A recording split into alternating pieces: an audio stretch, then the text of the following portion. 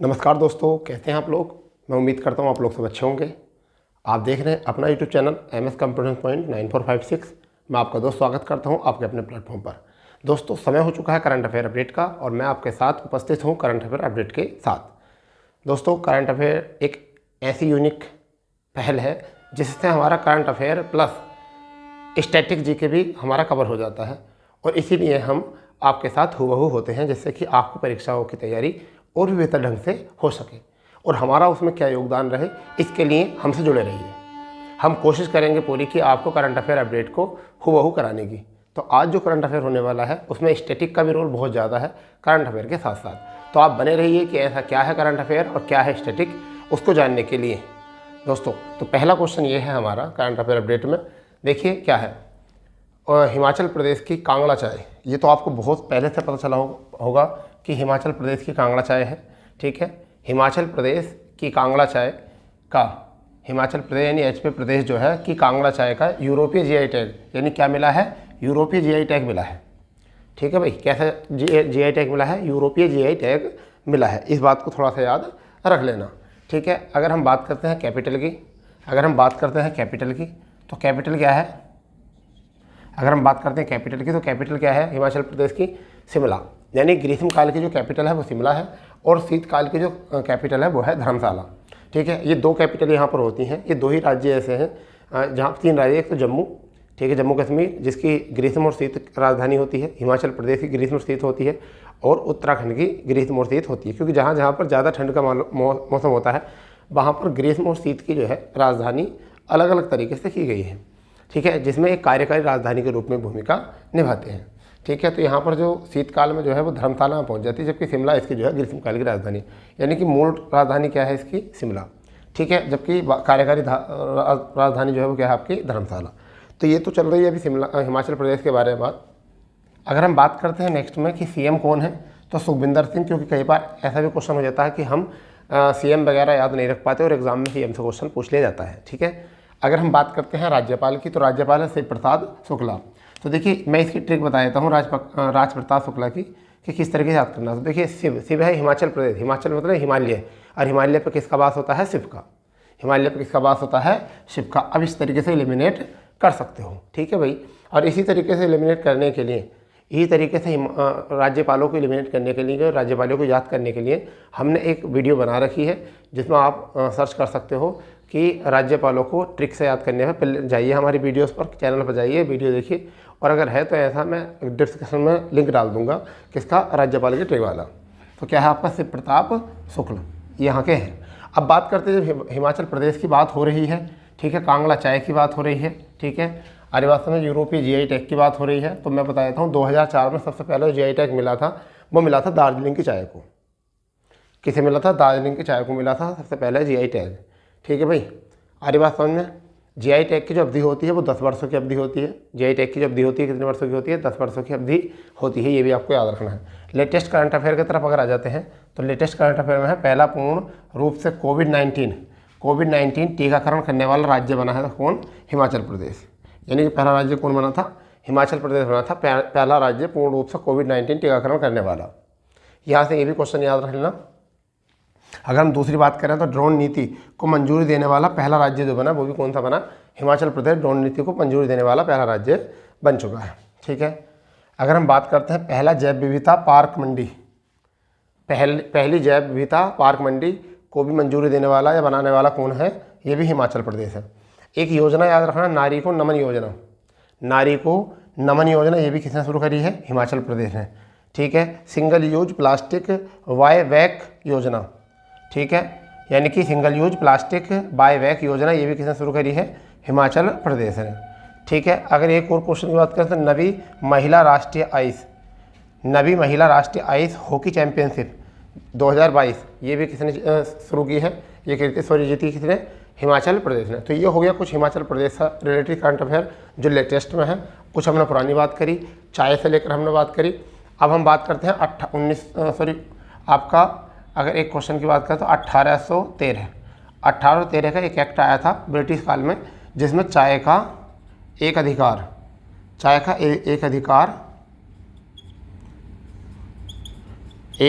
जो है वो चीन को छोड़कर सब जगह ख़त्म कर दिया गया था।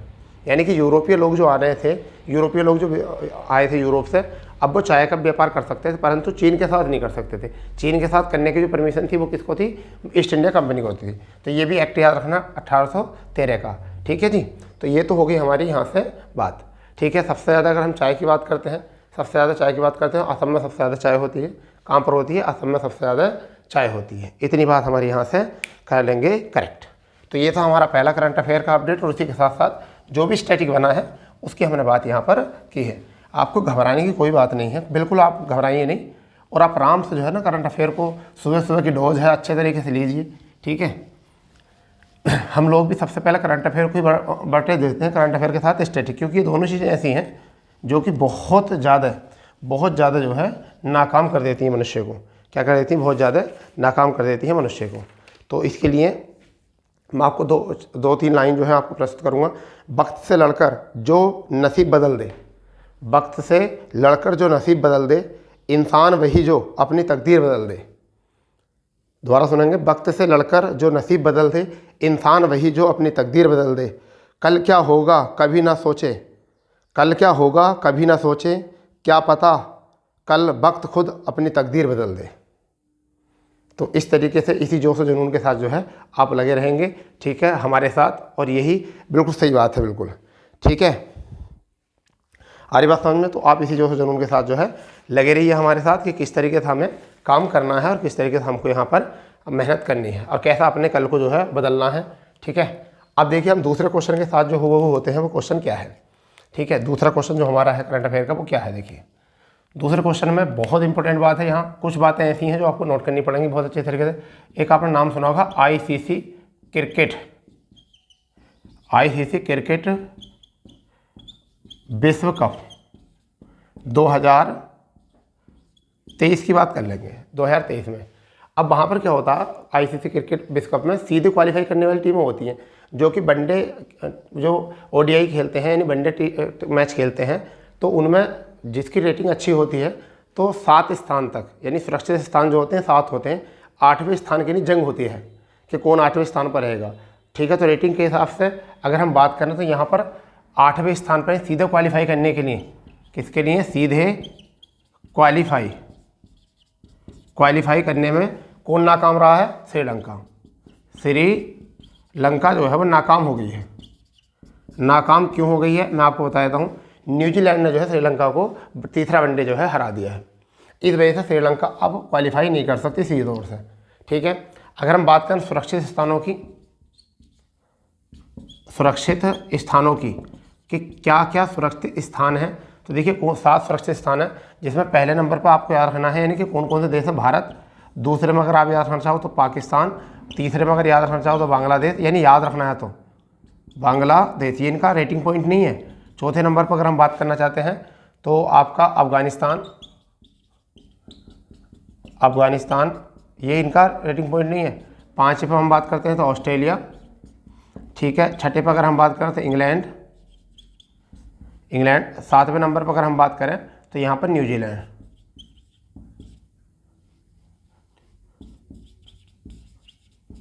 तो क्या है? न्यूजीलैंड। तो आपको याद रखना है ये 7 स्थान सुरक्षित हैं। अब 8वें अंतिम स्थान के लिए जंग जो हो रही है वो किस बीच में हो रही है? अगर हम बात करें तो वेस्ट इंडीज़ के बीच हो रही है, वेस्ट इंडीज़ के बीच। अगर हम बात करते हैं श्रीलंका के बीच, श्रीलंका और आयरलैंड के बीच ये जंग हो रही है, क्योंकि 8 टीमें भाग लेने वाली हैं यहाँ पर, मतलब जो क्वालिफाई करने वाली हैं, ये चीज़ें, ठीक है। तो यहाँ पर आपको याद कर लेना है। अब बात कर लेते हैं 23 की। तो यहाँ पर 2023 में 13वां संस्करण होगा। 13वां संस्करण कौन सा होगा भैया? 13वां संस्करण होगा। और इसकी मेज़बानी जो करेगा वो कौन करेगा? मेज़बानी जो करेगा वो कौन करेगा? भारत इसकी मेज़बानी करेगा, ठीक है। भारत इसकी मेज़बानी करेगा। और ये 5 अक्टूबर 2023 से शुरू होगा। 5 अक्टूबर 2023 से शुरू होने वाला है। और ये कब तक चलेगा? ये चलेगा 19 नवंबर तक। कब तक चलेगा? 19 नवंबर तक। 19 नवंबर तक ये चलने वाला है। 19 नवंबर 23 तक चलने वाला है, यानी कि हम 23 की बात कर रहे हैं। 13वां संस्करण मेज़बानी भारत करेगा और 5 अक्टूबर 2023 से लेकर 19 नवंबर 2023 तक चलेगा। ठीक है। ये अगर हम बात करते हैं 12वें संस्करण की, 12वां संस्करण, 12वें संस्करण की बात करते हैं तो कब हुआ था? 2019 में हुआ था। प्रत्येक 4 वर्ष में होता है। ठीक है। इसमें जो है विजेता टीम जो रही थी वो इंग्लैंड रही थी और उपविजेता जो टीम रही थी, उपविजेता जो टीम रही थी वो कौन सी रही थी? न्यूजीलैंड रही थी। और सुपर ओवर से मैच जीता गया था। किससे? सुपर ओवर से। ठीक है भाई, सुपर ओवर से मैच जीता गया था। ठीक है, क्योंकि न्यूजीलैंड का एक विकेट गिर गया था, इंग्लैंड का कोई विकेट नहीं गिरा था। ठीक है, यहाँ से विकेट के ऊपर ये जीत हुई थी। भारत जो निकला था, भारत इसमें निकला था सेमीफाइनल से। भारत सेमीफाइनल से बाहर हुआ था। और किसने बाहर करा था? इंग्लैंड ने, तो न्यूजीलैंड ने। किसने बाहर किया था? न्यूजीलैंड ने इसको बाहर कर दिया था। ठीक है जी, तो इतना हो गया यहाँ से। एक बार और रिपीट कर लेते हैं। आईसीसी क्रिकेट विश्व कप 2023 सीधा क्वालिफाई करने में श्रीलंका जो है नाकाम हुई है। न्यूजीलैंड ने इसको नाकाम किया है। किसने करा है? न्यूजीलैंड ने इसको क्या करा है? नाकाम करा है।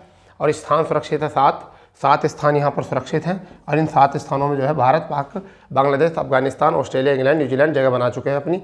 अंतिम स्थान के लिए वेस्ट इंडीज़, ठीक है, वेस्ट इंडीज़ और श्रीलंका, आयरलैंड जंग कर रही हैं। भारत पिछले वाले वर्ल्ड कप में सेमीफाइनल से बाहर हुआ था न्यूजीलैंड से। 23 की मेज़बानी भारत करेगा और कब से कब तक होने वाला है? 5 अक्टूबर से 19 नवंबर तक। तो फिलहाल में तो अभी तो IPL चल रहे हैं। ठीक है, और यहाँ पर क्या है? 12वां संस्करण 19 में हुआ था और विजेता इंग्लैंड और उपविजेता जो रही थी वो न्यूजीलैंड रही थी। ठीक है, तो ये था हमारा दूसरा क्वेश्चन और इसी के साथ जो था हमारा था अपडेट। ठीक है, आर्यभट्ट समझ में इतना हो चुका है। चलिए तीसरे क्वेश्चन की ओर बढ़ते हैं, ये नेक्स्ट क्वेश्चन के ऊपर, क्योंकि हम गिने चुने क्वेश्चन लेकर आते हैं, उसमें ही आपको फुल डिटेल के साथ बताते हैं। क्योंकि कहते हैं ना, कम खाओ बट अच्छा खाओ। ठीक है, तैयारी स्मार्ट होनी चाहिए, हार्ड नहीं होनी चाहिए। तैयारी क्या होनी चाहिए? स्मार्ट होनी चाहिए, हार्ड नहीं होनी चाहिए। ठीक है, हार्ड तो पत्थर भी होता है। ठीक है, तो स्मार्ट स्टडी करो, बहुत अच्छे से प्लानिंग करो, बहुत बढ़िया से। तो हमारा तीसरा क्वेश्चन जो है वो क्या है? इंपॉर्टेंट है तीसरा क्वेश्चन हमारा क्या है कि हरियाणा राज्य देश का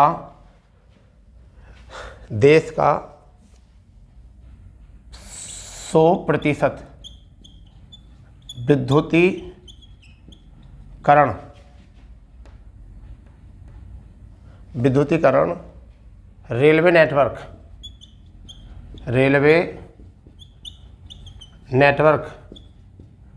वाला पहला राज्य बन गया है। पहला राज्य बना। तो क्वेश्चन इंपॉर्टेंट है, यानी हरियाणा देश का पहला 100% विद्युतीय रेलवे नेटवर्क बन गया है। ठीक है, इतनी बात यहाँ से आप याद रख लेना। ठीक है, और अभी अगर हम बात करते हैं हरियाणा से, तो करंट अफेयर तो इतना हो चुका है। ठीक है, अब हरियाणा की बात करें तो हरियाणा को इतना ज़्यादा इतिहास है नहीं। NCR में क्षेत्र आता है, अरावली पर्वत श्रेणी में आता है। ठीक है, हरियाणा इतना कुछ याद रखना नहीं है। अब हमें यहाँ से जो याद रखना है, रेलवे से याद रखना है। ठीक है, तो देखिए रेलवे जो है ना वो क्या करने वाला, 2025-26 से वंदे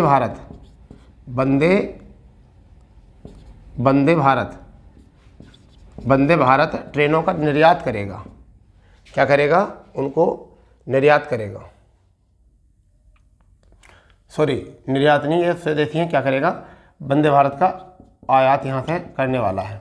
ठीक है, अगर हम आगे बात करने वाले हैं तो वंदे भारत ट्रेन का जो अगर हम यहाँ से करने वाले हैं कि क्या है, यहाँ से कही है वंदे भारत का आयात, क्योंकि हमें वंदे भारत ट्रेन चलानी है, 75 ट्रेन चलानी है, तो क्या करने वाला है? निर्यात।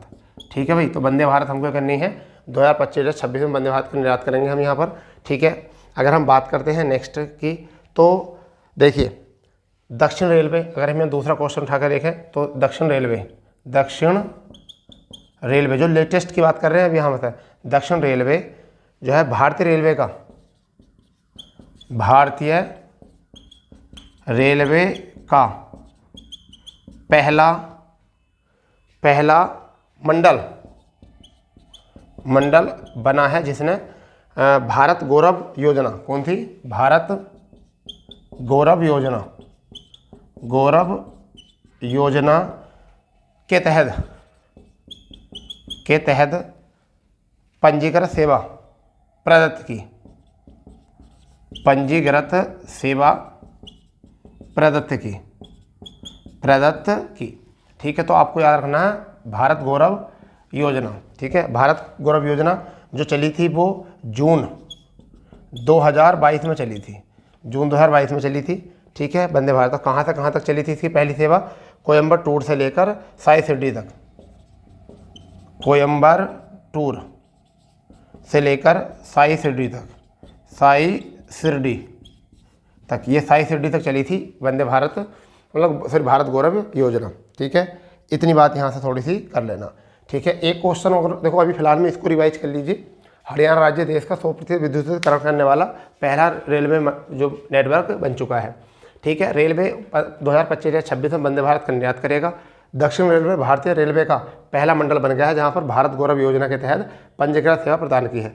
जून 2022 में कोयम्बटूर साई शिरडी। थोड़ा सा अभी देखिए आपने, अभी तक वंदे भारत ट्रेन जो है वो 11 वंदे भारत ट्रेन जो है चल चुकी है। ठीक है, 2019 से हमने वंदे भारत सेवा शुरू की थी। ठीक है, और इसमें एक और बात कर लेते हैं यहाँ से कि क्या हुआ है।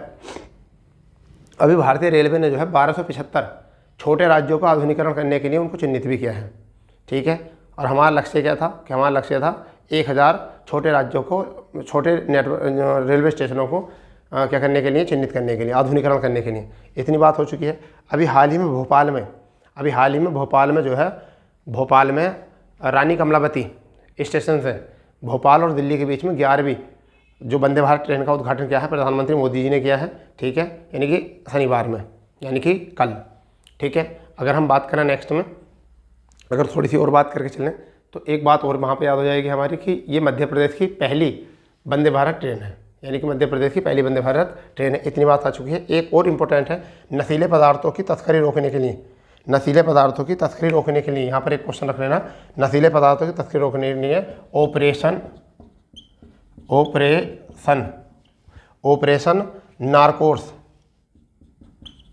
नारकोस की शुरुआत की है रेलवे ने।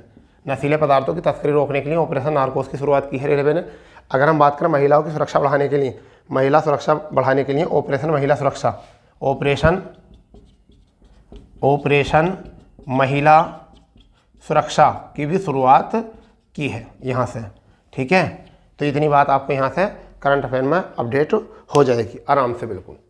ठीक है भाई, मज़ा आ रहा है ना बहुत अच्छे तरीके से, क्योंकि आपको लेटेस्ट भी मिल रहा है। ठीक है, करंट तो मिल रहा है, लेटेस्ट भी मिल रहा है इसके साथ साथ। चलिए, तो नेक्स्ट क्वेश्चन की तरफ बढ़ते हैं, क्योंकि ये क्वेश्चन हमने कर लिया है पूरी तरीके से कवर। ठीक है, हम यही तो हमारा थोड़ा सा तरीका है कि हम आपको एक क्वेश्चन के साथ साथ बहुत सारे क्वेश्चनों की जो है जानकारी यहाँ से करा देते हैं, और ये आपके लिए बिल्कुल सटीक डाटा है, क्योंकि हम ज़्यादा लंबी क्लास भी नहीं होती हमारी, और हम आपको बिल्कुल सीधा जो है करंट अफेयर को चिन्हित कराते हैं बहुत अच्छे तरीके से। ठीक, अब देखिए यहाँ पर बहुत इंपॉर्टेंट क्वेश्चन आने वाला है आपका। वो क्या क्वेश्चन है? पहला क्वेश्चन है 15 वर्षों से अधिक, 15 वर्षों तथा उससे अधिक। क्या भाई? उससे अधिक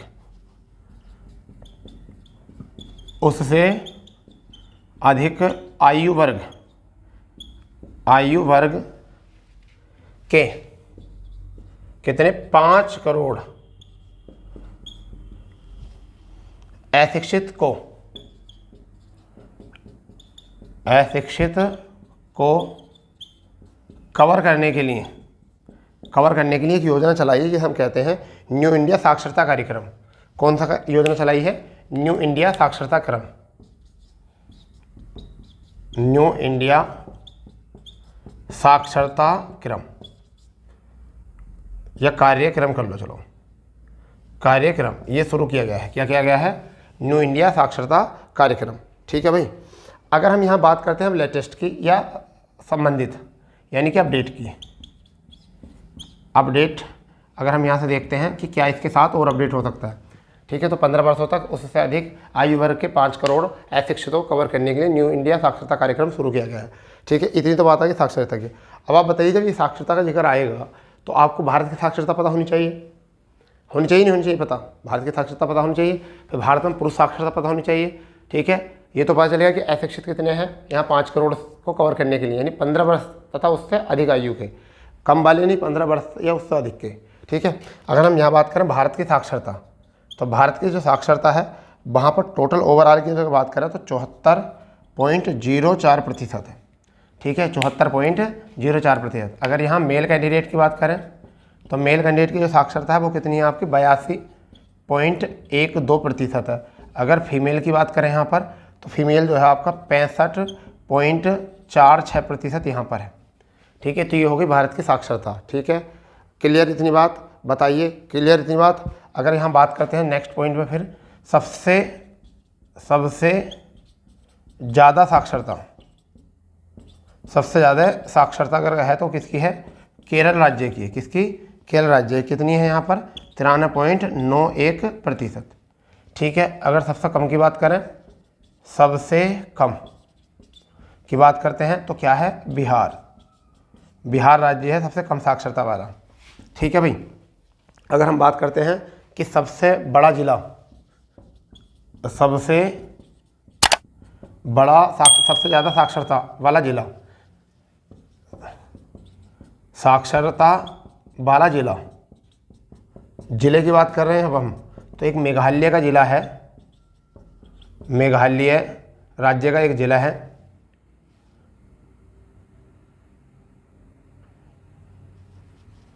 किसका, मेघालय का मिजोरम का शायद वो, सॉरी मैं नाम देख लेता हूँ क्या होता है, मिजोरम मेघालय मिजोरम पड़ता है यहाँ पर, 7 सिस्टर, हाँ जी मिजोरम का है, यहाँ का है मिजोरम का। और मिजोरम का ज़िला कौन सा है जिसकी हम बात करें तो सेरबिम, क्या ज़िला है, सेरबिम। तो ये बात आ चुकी है यहाँ से, यानी कि अगर भारत की बात करते हैं साक्षरता की तो 74.04% है। अगर मेल साक्षरता की बात करते हैं तो 82.12 है, और फीमेल की बात करते हैं 65.46% है। और अगर सबसे ज़्यादा बात करें तो केरल राज्य की है 93.91, और सबसे कम जो है वो बिहार की है, ठीक। अगर हम बात करते हैं कि देश सबसे ज़्यादा साक्षरता वाला कौन सा है, तो अगर देश की बात करें तो सबसे नंबर 1 देश जो है साक्षरता वाला वो कौन सा है, कनाडा, ठीक है। नंबर 2 पर अगर हम बात करते हैं क्या है, रूस। नंबर 3 पर अगर हम बात करते हैं तो क्या है, जापान, ठीक है। तो इन 3 देशों को याद रखना कि विश्व में सबसे ज़्यादा साक्षरता वाला जो है वो क्या है, कनाडा है। याद रखना कैसे केरल है अपने यहाँ और कैसा कनाडा, ठीक है। रूस जो है दूसरे नंबर पर है और जापान जो है ये तीसरे नंबर पर है। तो इस तरीके से हमने ये जो है कवर कर लिए हैं आपके क्वेश्चन, ठीक है। 4 क्वेश्चन हमारे यहाँ तक कवर हो चुके हैं, ठीक है। करंट अफेयर में कितने हो चुके हैं, 4 क्वेश्चन हमारे करंट अफेयर में कवर हो चुके हैं, ठीक है भाई। तो इस तरीके से चलते रहो, कोई बात नहीं। करंट अफेयर के साथ साथ और भी चीज़ जानकारी होगी, आप और भी बेहतर ढंग से जो है समसामयिक घटनाओं को कवर करते रहोगे, ठीक है। यही हमारा जो है टारगेट है, क्योंकि हम दुनिया भर की बात करके देखिए क्या होता है। अगर आप 5 से 6 क्वेश्चन करंट अफेयर के आने वाले हैं, 5 से 6 क्वेश्चन के लिए अगर डेली आप 1 घंटा पौन घंटा भी दे रहे हैं, 45 मिनट भी दे रहे हैं, अगर 45 मिनट या 30 मिनट भी आप करंट अफेयर को दे रहे हैं तो बहुत टाइम दे रहे हैं आप। ज़्यादा टाइम ना दिया करो करंट अफेयर के लिए, वनडे एग्जाम के लिए तो बिल्कुल नहीं देना है। चलिए अगर आप अगर आप दे रहे हैं स्टेट PCS वगैरह के अगर एग्जाम दे रहे हैं तब तो 1.5 से 2 घंटे 1 से 1.5 घंटा देने में कोई दिक्कत नहीं है, क्योंकि 6 क्वेश्चन के लिए अगर आप डेली आधा घंटा दोगे, 1 घंटा दोगे, चलो अगर 6 क्वेश्चन के लिए तो 30 क्वेश्चन के लिए 5 घंटे देने पड़ेंगे GS के लिए। और जब 5 घंटे आप GS के लिए दोगे तो आप और सब्जेक्ट कब पढ़ोगे, चलिए कोई बात नहीं। आगे क्वेश्चन करते हैं। 5वां क्वेश्चन क्या है, 5वां क्वेश्चन है ओडिशा दिवस या इसे हम कह सकते हैं उत्कल दिवस। उत्कल का क्षेत्र उड़ीसा वाला है ना, उत्कल का क्षेत्र जो होता है वो कौन सा होता है, उड़ीसा वाला क्षेत्र होता है। कैसा क्षेत्र उत्कल का, देखिए मैं आपको बता देता हूँ। ये हमारा भारत है, तो यहाँ पर जो है हमारा वो कच्छ का रण क्षेत्र है, यानी कौन सा, काठियावाड़ वाला क्षेत्र है, ठीक है। अगर हम यहाँ वाली बात क्षेत्र करते हैं तो कोंकण क्षेत्र है, क्या है, कोंकण क्षेत्र, ठीक है भाई। अगर हम ये वाली बात करते हैं तो कन्नड़ क्षेत्र है, क्या है, कन्नड़ क्षेत्र। अगर हम यहाँ बात करते हैं तो मालाबार क्षेत्र है, कौन सा, मालाबार क्षेत्र। यहाँ के हम बात करते हैं कोरोमंडल क्षेत्र है। अगर हम यहाँ आंध्र प्रदेश वाले की बात करते हैं तो आंध्र प्रदेश वाला जो है उत्तरी सरकार, ठीक है। और उड़ीसा वाले को उनके कहते हैं उत्कल का क्षेत्र। तो ये उत्कल दिवस भी कहा जाता है। तो कब मनाया जाता है, 1 अप्रैल को, कब मनाया जाता है भैया? 1 अप्रैल को मनाया जाता है, ठीक है, क्योंकि संविधान में उत्कल क्षेत्र मनाया जाता है। इसकी स्थापना जो की गई थी पहली बार जो मनाया गया था, अगर हम बात करते हैं पहली बार की, तो पहली बार जो मनाया गया था 1 अप्रैल जो मनाया गया था 1936 में मनाया गया था। कब मनाया गया था? 1936 में, ठीक है, इतनी बात थोड़ी सी याद रखनी है, ठीक है। और उड़ीसा ने जो है अपना 88वां स्थापना दिवस ही मनाया है। कौन सा? 88वां स्थापना दिवस मनाया है, इस बात को थोड़ा सा याद कर लेना, ठीक है भाई।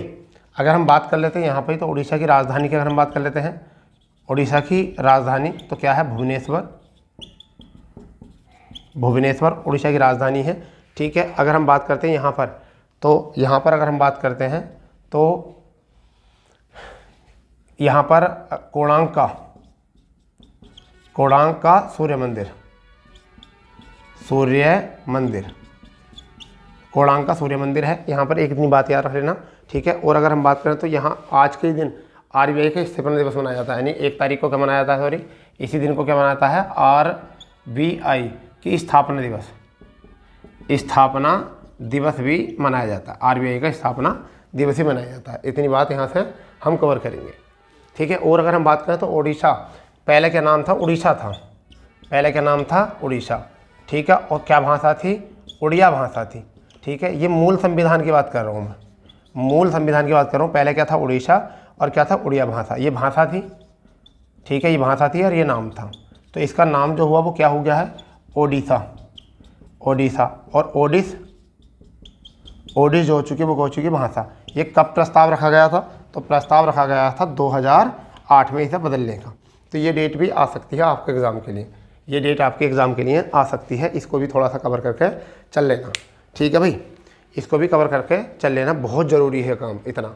तो ओडिशा दिवस, उत्कल दिवस जो मनाया जाता है वो कब मनाया था? 1 अप्रैल को मनाया जाता है, ठीक है। पहली बार 1 अप्रैल, पहली बार अगर हम बात करें तो पहली बार 1 अप्रैल 1936 को ये बनाया गया था। और 88वां स्थापना दिवस मना रहा है राजधानी भुवनेश्वर, कोणार्क का सूर्य मंदिर, ठीक है। इतना हम इसको कवर करने वाले हैं। ये भी देख लिया है उत्कल का क्षेत्र कौन सा होता है, कन्नड़ का, काठियावाड़ का, सब हमने यहाँ से कवर किया है, ठीक है भाई। क्लियर? कोई दिक्कत वाली बात है नहीं वैसे, और होनी भी नहीं चाहिए आपके लिए दिक्कत वाली बात, क्योंकि जब आप तैयारी कर रहे हैं तो तैयारी अच्छे ढंग से होनी चाहिए। तो देखिए, तुर्की की मंजूरी के बाद, अब देखो नेक्स्ट क्वेश्चन जो है वो बहुत इंपॉर्टेंट होने वाला है। तुर्की की मंजूरी के बाद फिनलैंड, कौन सा? फिनलैंड, छाप लो इसको बहुत अच्छे से। फिनलैंड नाटो का 31वां, यानी कि नाटो में अब तक कितने सदस्य थे? 30 सदस्य थे, तो 31वां सदस्य बना। 31वां क्या बना? सदस्य, ठीक है, ये बना। अब यहाँ पर 31वां नाटो का सदस्य बना है।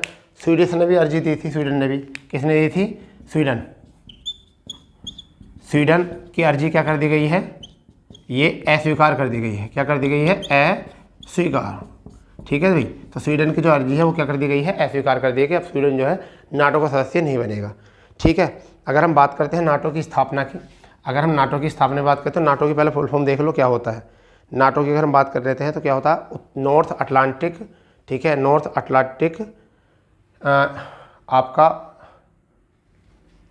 ट्रिब्यूटरी ऑर्गेनाइजेशन, ठीक है, यानी कि ट्रिब्यूटरी क्या है? ट्रिब्यूटरी और आपका ऑर्गेनाइजेशन, ये आपका हो जाता है। तो नाटो की फुल फॉर्म क्या हो जाएगी? नाटो की फुल फॉर्म हो जाएगी नॉर्थ अटलांटिक ट्रिब्यूटरी ऑर्गेनाइजेशन, जिसे हिंदी में हम क्या कह सकते हैं? उत्तरी अटलांटिक संधि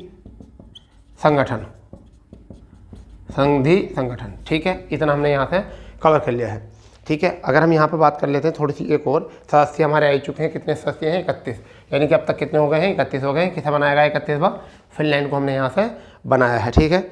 अगर हम बात करते हैं यहाँ से एक और बात कि यहाँ के फिनलैंड के PM, क्योंकि फिनलैंड बना है तो फिनलैंड के PM हम कहाँ के? फिनलैंड के, फिनलैंड, ठीक है। फिनलैंड के अगर हम बात करते हैं कि कौन है? सना मारिन, क्या है? सना मारिन जो है वो क्या है? यहाँ के PM है। अगर यहाँ बात करते हैं कैपिटल तो हेलसिंकी, क्या है? हेलसिंकी क्या है यहाँ की कैपिटल। अगर मुद्रा की बात करें तो मुद्रा बहुत इंपॉर्टेंट है यहाँ की। तो मुद्रा की अगर बात करें तो क्या है बेटा, मुद्रा यूरो है। क्या है, मुद्रा यूरो। तो इतनी बातें भी याद रख लेना, यानी कि इंपॉर्टेंट तो केवल यही है, इंपॉर्टेंट तो केवल यही है। अब आती है बात ये कि नाटो का सदस्य बनने के लिए मापदंड क्या होंगे। नाटो का सदस्य बनने के लिए मापदंड क्या होने चाहिए। तो 5 मापदंड होते हैं नाटो का सदस्य बनने के लिए, कि आपने अगर 5 मापदंड स्वीकार किए होंगे तो आप नाटो का सदस्य बन सकते हो। यानी कि आपको नाटो का सदस्य बनने के लिए 5 मापदंडों पर काम करना होगा। पहला क्या होता है मापदंड, थोड़ा मैं इसमें डाल लेता हूँ और आपको बताता हूँ। तो पहला क्या होता है मापदंड, राजनीतिक व आर्थिक स्थिरता। आप इसे लिख लो, राजनीतिक व आर्थिक स्थिरता होता है। ठीक है भाई। सैन्य तैयारी होती है, आपके पास सैन्य तैयारी भी हो। ठीक है। तीसरी अगर हम बात करें तो संघ की संरक्षण में प्रतिबद्धता होनी चाहिए। संघ की संरक्षण में प्रतिबद्धता होनी चाहिए। नाटो मूल्य संहिता होनी चाहिए और सदस्यता होनी चाहिए। यानी कि जितने भी प्रोटोकॉल होते हैं वो निभाने होने चाहिए आपको। तो दोबारा सुन लीजिए, क्या होती है, राजनीतिक एवं आर्थिक स्थिरता होनी चाहिए, सैन्य तैयारी होनी चाहिए, संघ की साक्षरता, संघ संरक्षण में प्रतिबद्धता होनी चाहिए, नाटो मूल्य ससंगत होने चाहिए और सदस्यता होनी चाहिए। ये होनी चाहिए नाटो का सदस्य बनने के लिए। ठीक है। फ़ायदा इसलिए है कि नाटो से फ़ायदा यह है कि सदस्य बनने में जितने भी सदस्य आते हैं, इसमें जितने भी सदस्य आते हैं उन सब में आर्थिक व सैन्य हर तरीके की जो है सहायता वहाँ पर की जाती है। ठीक है। नॉर्थ अटलांटिक वाले क्षेत्र में आने वाले सभी देशों के लिए। ठीक है भाई। तो इतनी बात यहाँ से हमने कवर कर ली है। ठीक है, इतनी बात हो गई है। चलिए अब हम बात करने वाले हैं नेक्स्ट क्वेश्चन की। नेक्स्ट क्वेश्चन क्या है कि अभी भारत ने विदेश नीति 2023 की भारत सरकार ने, यानी भारत सरकार ने विदेश नीति 2023 क्या की है, पेश की है। 2023 पेश की है। इसमें अब पेश की है तो इसमें क्या करा गया है, ये 2000 क्या है कि इसको जो है निर्यात को, यानी कब तक, 2030 तक निर्यात जो है वो क्या करना है, 2000 करोड़ यानी कि 2000 अरब 2000 अरब डॉलर तक का लक्ष्य है। निर्यात कितना पहुंचाने के लिए, 2 अरब तक। अब यहाँ पर बात करने वाले हैं, जब इतनी बात आ चुकी है, विदेश नीति है, भारत सरकार ने विदेश नीति 2023 पेश की है। ठीक है। और लक्ष्य क्या है, 2030 तक। ये बात याद रखना, टारगेट क्या है 2030 तक, और 2030 तक 2000 अरब डॉलर के निर्यात को बढ़ाना है आपका। तो यहाँ पर अगर हम बात करते हैं बहुत इंपॉर्टेंट क्वेश्चनों की, 3 इंपॉर्टेंट हैं। वर्तमान विदेश मंत्री कौन है, विदेश मंत्री। तो देखिए विदेश जब जाएंगे हम, इसको भी देखो, जैसे मैंने जो वर्तमान मंत्रिमंडल है उसको भी याद करने की ट्रिक बना दी है। आप चैनल पर जाइए और वहाँ पर हमारी ढूंढ लीजिए कि हाँ क्या है, और चाहो तो मैं आपको यहाँ डाल सकता हूँ, इसके प्ले लिस्ट में डाल दूँगा आपको। तो क्या है, जब हम विदेश में यात्रा करेंगे तो वहाँ पर क्या कहेंगे, एस जयशंकर। क्या कहेंगे, जयशंकर। क्योंकि वहाँ पर क्या होती है, वहाँ पर हमारी विदेशी सभ्यता रहती है, हमारी सभ्यता नहीं थी, वहाँ हम क्या करेंगे, जयशंकर, शंकर की को याद करेंगे, जयशंकर बोलेंगे। ठीक है। अगर बात करें पहले विदेश मंत्री कौन थे, अगर बात करें पहले विदेश मंत्री कौन थे, विदेश मंत्री तो कौन थे, पंडित जवाहरलाल नेहरू। पंडित जवाहरलाल नेहरू पहले विदेश मंत्री थे। ठीक है। अगर बात करें पहली महिला विदेश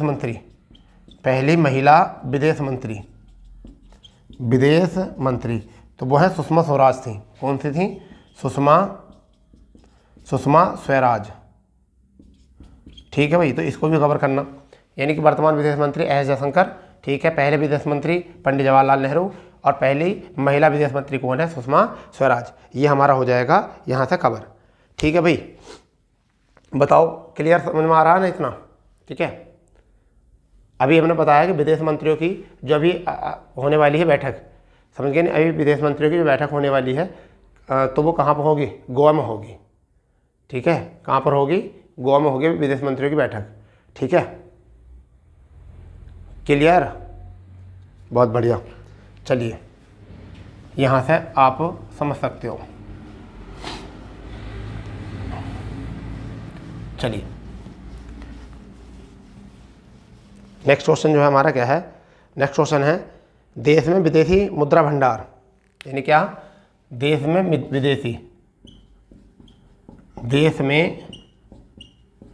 विदेशी मुद्रा भंडार, देश में विदेशी मुद्रा भंडार कितनी 5.78 अरब, 7-8 अरब डॉलर की वृद्धि के बाद बढ़कर अब कितना हो चुका है, अब कितना हो चुका है, इतने की तो वृद्धि हो गई है, ये हो चुकी है वृद्धि, और अब कितना हो चुका है, अब हो चुका है 578.78 578.78 अमेरिकी अरब डॉलर, क्या अरब डॉलर हो चुकी है। यानी कि यहाँ से क्वेश्चन कई बार देखने को मिल जाता है, ये तो नहीं होगा कितना हो चुका है, ये देखा वृद्धि कितने की हुई है, क्या हुई है वृद्धि सॉरी वृद्धि जो है वो कितने की हुई है 5.78 अरब डॉलर की यहाँ से वृद्धि हुई है। ठीक है, जानकारी दी किसने है, इस मुद्रा इसकी जानकारी दी किसने है, तो आरबीआई ने जानकारी दी है भैया, किसने दी है, आरबीआई ने, भारतीय रिजर्व बैंक ने जानकारी दी है। अगर हम बात करते हैं भारतीय रिजर्व बैंक की, तो जब आरबीआई आ चुकी है तो इसकी स्थापना कब हुई थी, स्थापना की अगर हम बात करें तो याद करिए जल्दी, स्थापना अभी मैंने कुछ कल बताया था 1 अप्रैल 1935 को, कब हुई थी, 1 अप्रैल 1935 को स्थापना हुई थी। जबकि राष्ट्रीयकरण जो हुआ था, राष्ट्रीयकरण ये बताओ कब हुआ था, 1 जनवरी 1949 को, कब हुआ था राष्ट्रीयकरण, 1 जनवरी 1949 को हो गया था इसका राष्ट्रीयकरण, क्या हो गया था राष्ट्रीयकरण 1 जनवरी 1949 को। ठीक है भाई, हेडक्वार्टर कहाँ पर है, हेडक्वार्टर कहाँ पर है इसका, हेडक्वार्टर है मुंबई, जिसे हम क्या कहते हैं वाणिज्य राजधानी, क्या कहते हैं, वाणिज्य राजधानी हम कह सकते हैं, यानी भारत की वाणिज्य राजधानी हम इसको कह सकते हैं। ठीक है, अब इसके कितने कार्यालय हैं, तो 29 क्षेत्रीय कार्यालय,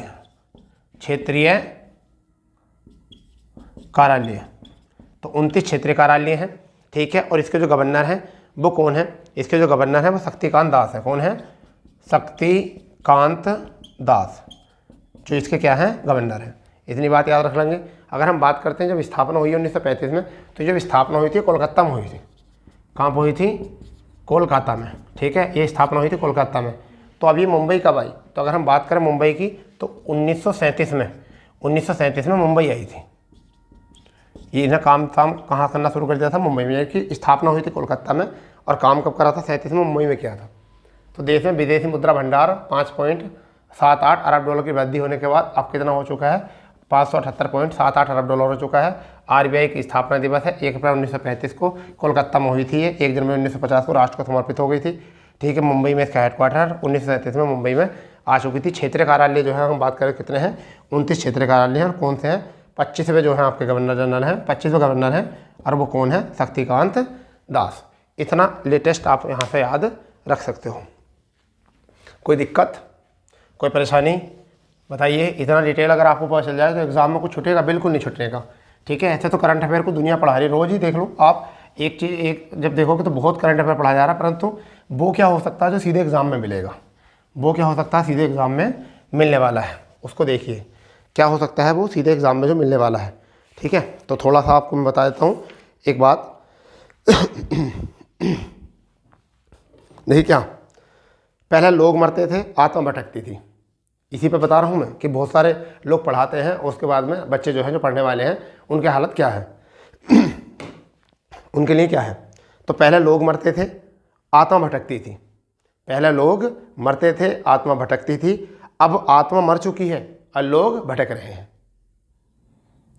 अब आत्मा मर चुकी है, लोग भटक रहे हैं। यानी कि पहले होता था किसी एक चीज़ पे विश्वास किया जाता था, ठीक है, और वो विश्वास जताते थे कि अगर विश्वास किया है तो, और एक ही गुरु ऐसा होता था उनका कि जो सब चीज़ उनको पढ़ाता था, पॉलिटी पढ़ाता था, इकोनॉमी पढ़ाता था, मैथ भी पढ़ाता था, गणित सब चीज़ें मैथ ही पढ़ाता था, सॉरी पॉलिटी भी, हिंदी भी, जीएस सब चीज़ उनको वो पढ़ाते थे, सबको कवर कराते थे आचार्य जी होते। आज के टाइम में क्या है कि आज के टाइम में लोगों का विश्वास टूट चुका है, आत्मा वो किसी एक चीज़ बंदे पर कभी विश्वास नहीं करते, सबके लिए अलग अलग, और जब अलग अलग होते हैं तो वो अच्छे तरीके से तैयार नहीं हो पाते। ठीक है, अच्छे तरीके से वो तैयार नहीं हो पाते। इतनी बात हमने यहाँ से कर ली है। चलिए अब हम बात करते हैं भारतीय मूल के रोबोटिक इंजीनियर, जो भारतीय मूल के, अगर बात करें भारतीय मूल के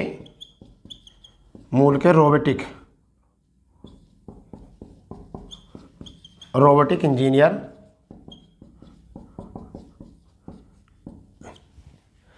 इंजीनियर जिसका नाम है सॉरी इंजीनियर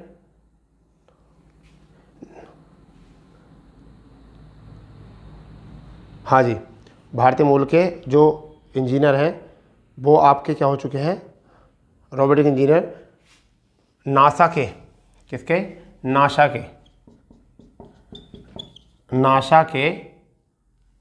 एक प्रोग्राम शुरू किया था, नासा का एक प्रोग्राम शुरू किया गया था जिसके हम बात करें मून टू मार्स। क्या है, मून टू मार्स, ठीक है। यानी क्या किया गया है, मून टू मार्स प्रोग्राम के प्रमुख होंगे। क्या होंगे, प्रोग्राम के प्रमुख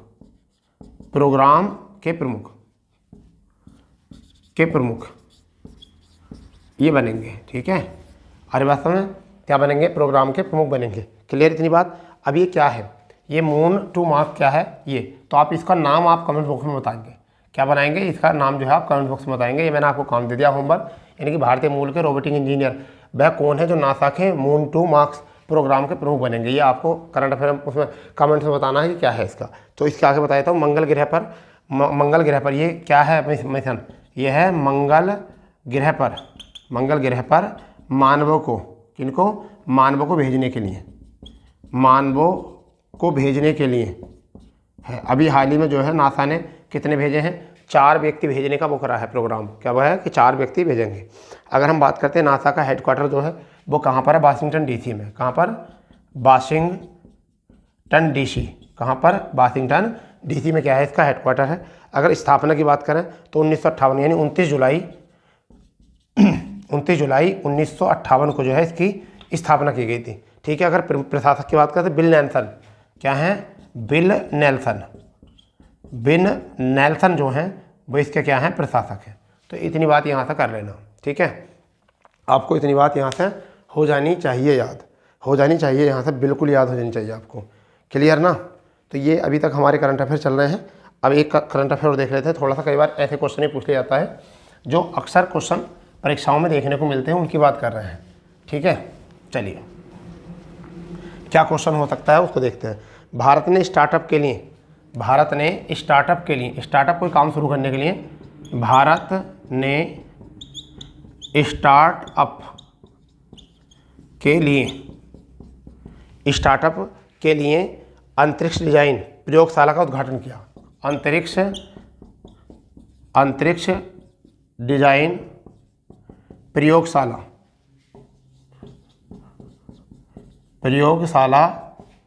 का उद्घाटन किया, ठीक है भाई। क्या किया, उद्घाटन किया। अब ये उद्घाटन कहाँ पर हुआ है, ये उद्घाटन कहाँ पर हुआ है, ये अहमदाबाद में उद्घाटन हुआ है। कहाँ पर हुआ है, अहमदाबाद। कहाँ पर हुआ है, ये अहमदाबाद में उद्घाटन हुआ है। अब किसके द्वारा हुआ है, डिज़ाइन किसके द्वारा तैयार किया गया है, तो डिज़ाइन तैयार किया गया है इंडियन नेशनल,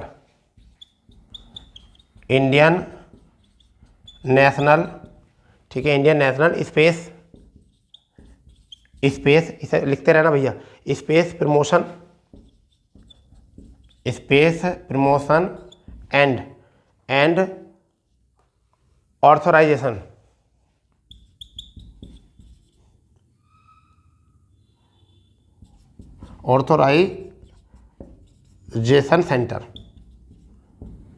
ऑथराइजेशन सेंटर, यानी कि Indian National Space promotion and authorisation Centre के द्वारा ये प्रमोशन किया गया है, ठीक है, डिज़ाइन किया गया है। तो ये तो थे आज के करंट अफेयर। आज जो करंट अफेयर हमारा हो जाता है, जब हमारा करंट अफेयर हो जाता है तो हमारा जो रहता है टारगेट, फिर टारगेट क्या रहता है, जल्दी बताइए, टारगेट क्या रहता है हमारा, फिर टारगेट रहता है स्टैटिक का। हमारा टारगेट रहता है स्टैटिक का, और हम स्टैटिक में क्या करने वाले होते हैं, हम स्टैटिक में करने वाले होते हैं 5 ऐसे या 10 ऐसे राज्यों की बात या बात ऐसी बातें करते हैं जिससे कि हमारा जो है पुरानी बातें जो है समझ में आ जाती हैं, ठीक है।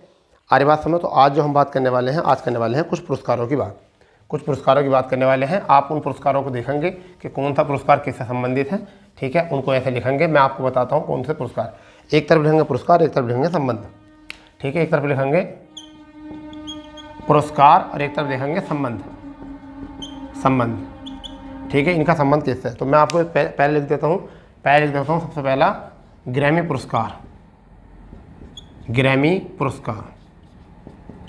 पुरस्कार, इसको बताएंगे। दूसरा हम लिखेंगे बोरलॉन्ग बोरलॉन्ग पुरस्कार। बोरलॉन्ग पुरस्कार। अगर हम तीसरे की बात करें तो हम यहाँ पर कहेंगे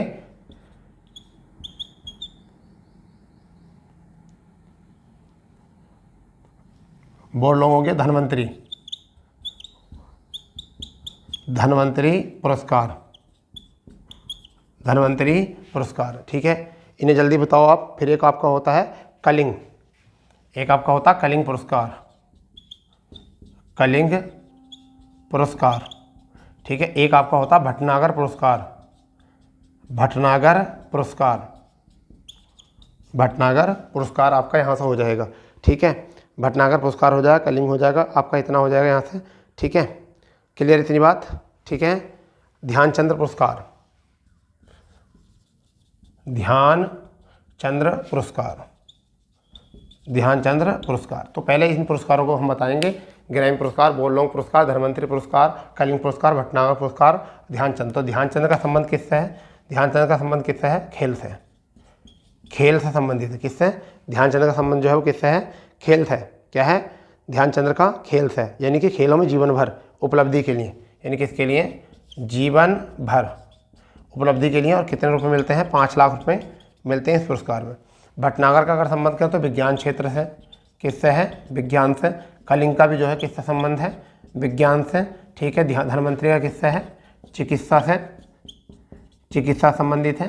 बोरलॉन्ग से कृषि, किससे है? कृषि से। ग्रैमी किसके? संगीत से, संगीत क्षेत्र से। ठीक है, याद करने की ट्रिक बता दूं। ग्रैमी, ग्रैमी मतलब गिरा हो जाऊंगा जब तक संगीत नहीं चलेगा। ठीक है, बोरलॉन्ग कृषि करते करते क्या हो चुका हूँ? बोर हो चुका हूँ। धन्वंतरी चिकित्सा अस्पताल का नाम था। कलिंग युद्ध में क्या कैसी नीति अपनाई? विज्ञान नीति अपनाई। कलिंग युद्ध में विज्ञान नीति। भटनागर सर जो है विज्ञान पढ़ाते हैं। और ध्यानचंद्र, ध्यान से खेल खेलो। क्या हो गया? ध्यान से खेल खेलो। इस तरीके से हम इनको ट्रिक के माध्यम से भी हम बना सकते हैं, ट्रिक के माध्यम से बना सकते हैं। तो दोस्तों आज के लिए केवल इतना ही। अगर आपको सेशन में मज़ा आया तो ज़्यादा से ज़्यादा शेयर करें अपने दोस्तों में और चैनल को सब्सक्राइब करें। और जो पहली बार देख रहे हैं वो तो ज़रूर करें, क्योंकि और नोटिफिकेशन जरूर दबा दें, जिससे कि उनको हर एक वीडियो का नोटिफिकेशन मिल जाए और वो समय से जो है अपनी तैयारी और अच्छे ढंग से कर लें। ठीक है, तो मिलते हैं कल नए सेशन के साथ। करंट अफेयर अपडेट इसी समय पर हमारा उपलब्ध होता है प्रतिदिन। ठीक है, 6:30 बजे। तो मिलते हैं। जय हिंद, जय भारत।